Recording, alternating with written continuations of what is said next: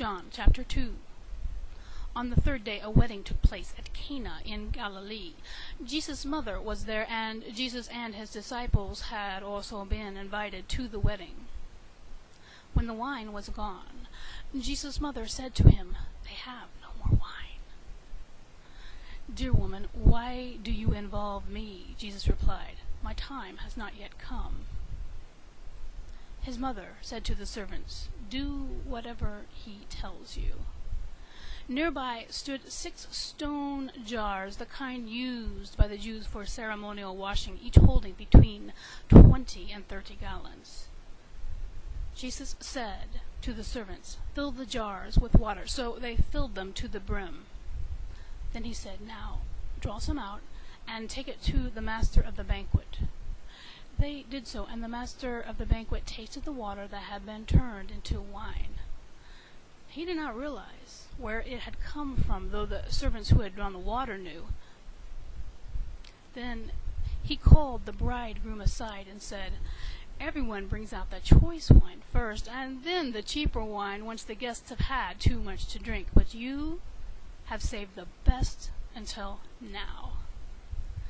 This, the first of his miraculous signs, Jesus performed at Cana in Galilee. He thus revealed his glories, and his disciples put their faith in him. After this, Jesus went down to Capernaum with his mother and brothers and his disciples. There they stayed a few days. When it was almost time for the Jewish Passover, Jesus went up to Jerusalem. In the temple courts, he found men selling cattle, sheep, and doves, and others sitting at tables, exchanging money. So he made a whip out of cords and drove all from the temple area, both sheep and cattle. He scattered the coins of the money changers and overturned their tables. To those who sold doves he said, "Get these out of here. How dare you turn my Father's house into a market?" His disciples remembered that it is written, "Zeal for your house will consume me."